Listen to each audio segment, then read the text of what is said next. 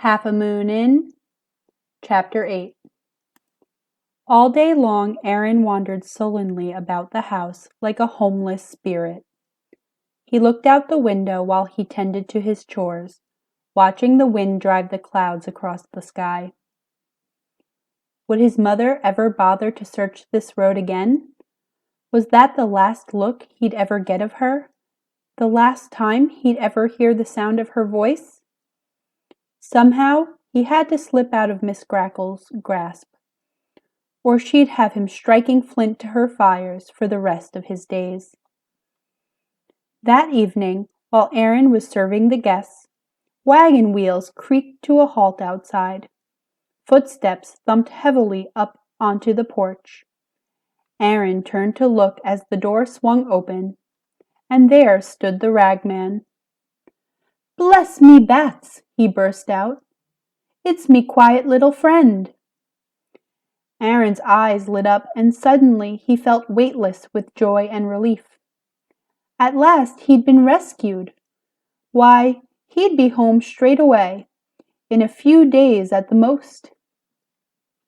He trembled with excitement, and in his haste to run to the ragman, he spilled a bowl of hot soup and dumplings down the front of a guest, a huge man who promptly let out a cry.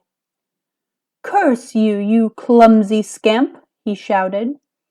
He wore a leather eye patch and focused all his anger into a fearsome, one-eyed glare.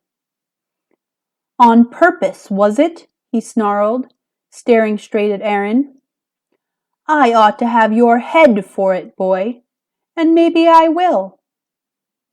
"Quick, boy!" barked Miss Grackle. "Fetch a rag and clean the worthy gentleman's clothes." He did as she said while the man muttered ominously to himself. Then Aaron brought him another bowl of soup and fled to the ragman.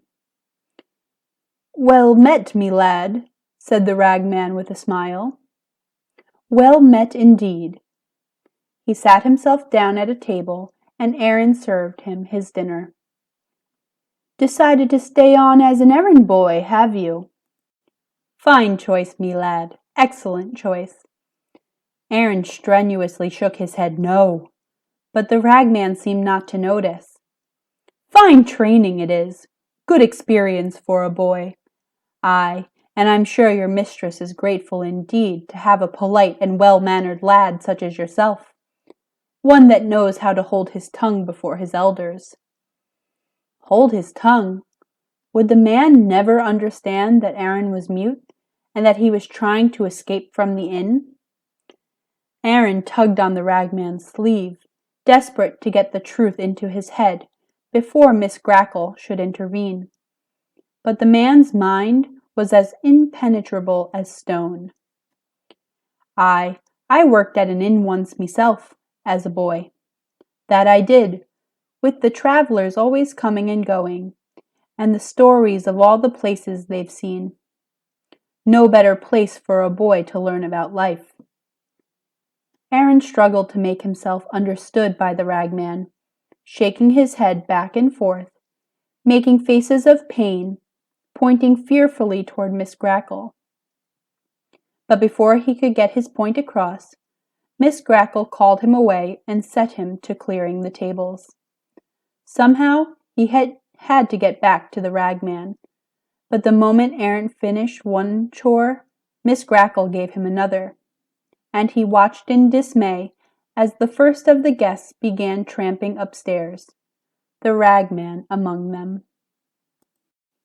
Aaron worked his mind feverishly, determined not to let the chance slip through his fingers. Yet Miss Grackle seemed suspicious, never letting him out of her sight. And when they entered the guest's room to sift through their dreams, it was Miss Grackle who pulled up next to the ragman, sitting Aaron down by the man who'd cursed him earlier. He felt restless and jumpy, with no patience for searching for silks and jewels, but he tried to pretend that nothing was out of the ordinary. He pulled the lid back from the man's uncovered eye, and instantly a chill shot up his spine like lightning. The man was dreaming of creeping slowly down a hall, entering a room where a boy slept in a bed, and with a vengeful smile, driving a knife into his back. And the boy was none other than Aaron himself. Aaron looked closer, trembling with fear, and saw that the man had no patch over his eye in the dream, and sported a wild red beard, just like Lord Tom's. Aaron looked again, and gaped in horror. It was Lord Tom he was dreaming of, and suddenly Aaron began to shake. The eye he was looking at was brown. Carefully, he lifted up the patch over the other eye, and let it down again in a hurry. The eye behind it was perfectly normal, and as blue as the sea. Lord Tom himself was lying before him. Aaron's heart began racing like a runaway horse. Of all the people to spill a bowl of soup onto, why had he picked Lord Tom? He must have shaved off his beard and strapped on an eye patch so as not to be spotted, and left Bingham Woods for lands where he wasn't yet known. Aaron stared at his face, imagining it with a beard, and recognized it as the face that had haunted him so. He was planning to put an end to Aaron for his clumsiness this very night. He'd killed men for less, Aaron was certain of that. Or since he'd know just where to find him, would he save Aaron for the future and murder him at his leisure? Somehow, he had to see that the man was locked up, and in a desperate hurry. There was no hope of getting the guests to understand, and Miss Grackle herself had never heard of the man. Suddenly, an idea burst into his head. He shot up from his chair, ran to Miss Grackle and tugged on her arm, pointing excitedly toward Lord Tom. "What is it, me little bedbug? Did you see something, Sam?" Aaron nodded his head wildly, and pantomimed a man admiring rings on his fingers. "Well, what is it then, lad? Have you struck noble blood?" Aaron nodded his head, and Miss Grackle jumped to her feet in a flash. "Quick, Sam! What manner of man have you found us? A duke, is it, boy?" Aaron shook his head no, and quickly imitated a man walking with a great full-length robe trailing behind him. "By the gods!" Miss Grackle exclaimed, her eyes bulging with greedy excitement. "Can it be you've uncovered a prince?" Aaron shook his head again, and pretended to place a glittering crown on his head. "Great heavens, boy! Is it a king, then?" Frantically, Aaron nodded his head yes. "A king under me own roof?" Miss Grackle burst out. "Impossible!" She scrambled madly across the room, bent over Lord Tom a moment, and straightened up again. "It's gone, boy. The dream's changed." She grabbed Aaron by the shoulders and scrutinized his face. "But you say you saw it for yourself?" she asked, her eyes wide and alert. Aaron nodded wildly, straining to look as excited as he could. "And you're certain he had a crown, are you, Sam?" He nodded again. "Well now, maybe you've struck something after all, boy." Her eyes sparkled hungrily, and a calculating smile spread over her face. "What did I tell you, lad? But there's all manner of royalty just waiting to be found, and a king at that." She hovered over the man like a hawk, trembling with visions of wagons full of gold. "Oh, you've done well, you have, and I'm right proud of you, Sam. And I'll see to it that you get a wing all to yourself when we get us a castle. You can depend on it, lad." Aaron tried to look as greedy and pleased as she, and watched as she pawed through the man's possessions, picked out his pistol, and stuck it in her apron pocket. "We'll lead him down in the cellar tomorrow morning, give him a shove, and lock the door behind him. And you, Sam, can write out some proper ransom notes.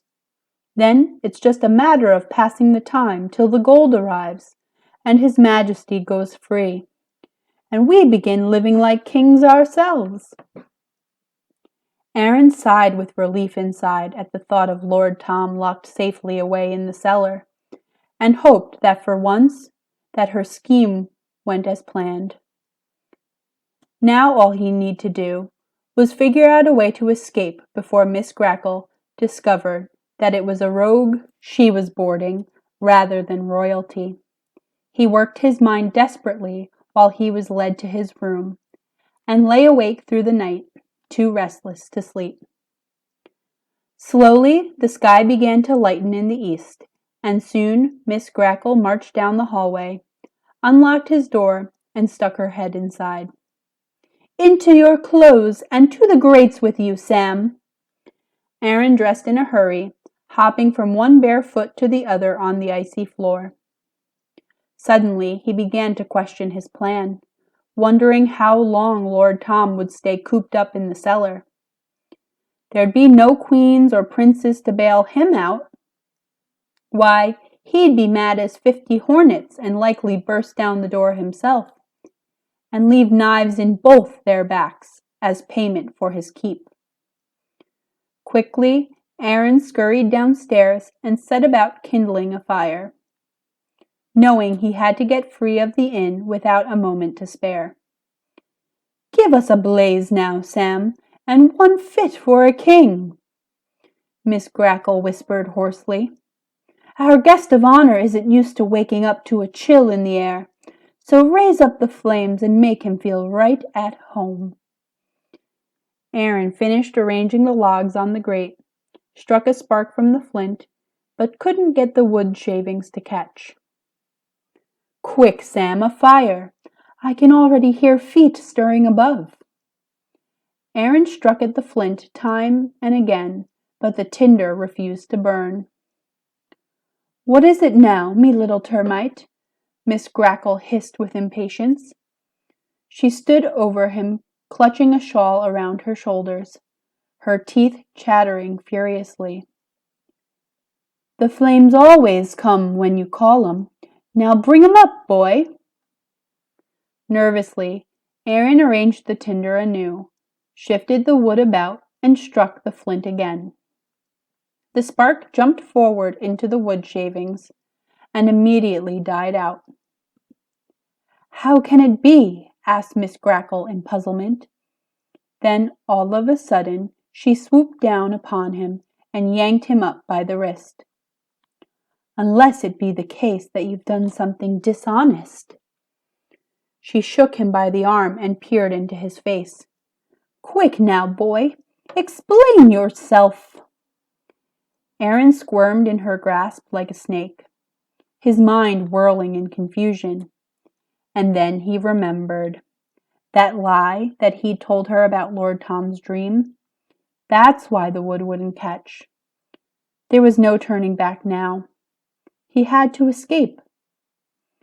"Out with it, boy, before I squeeze it out of you meself." She tightened her grip on his wrist till the bones were ready to snap.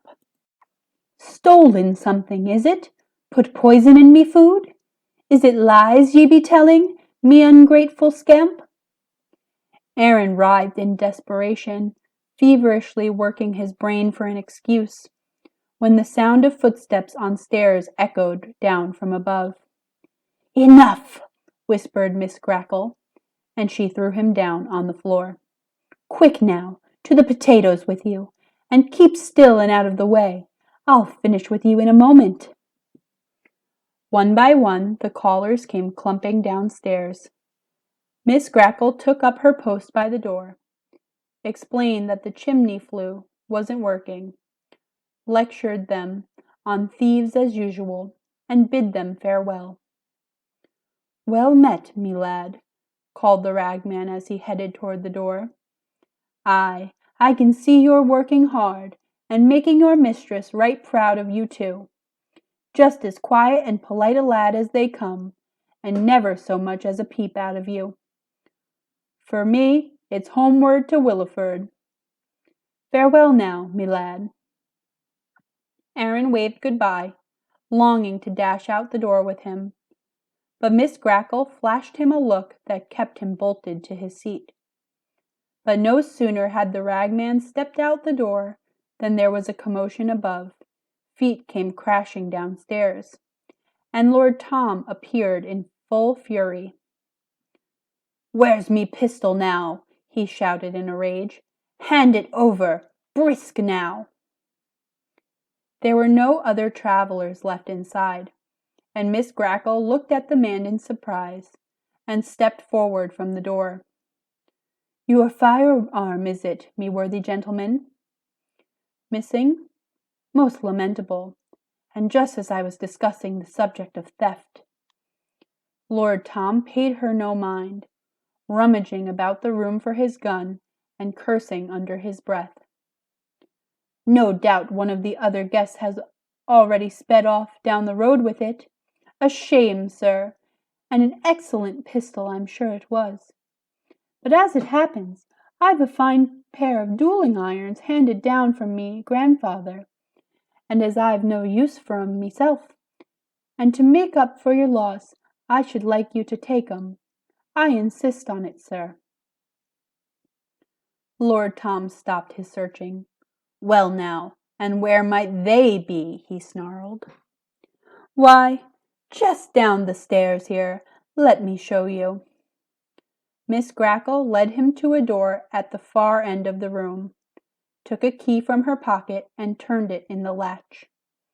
She swung the door open and motioned for him to precede her. "A fine pair of pistols, I promise you, sir, just sitting in the cellar collecting dust," she said, her voice fading as she stepped down the stairs right behind him. "Now," Aaron thought, and he dashed across the room and out the door.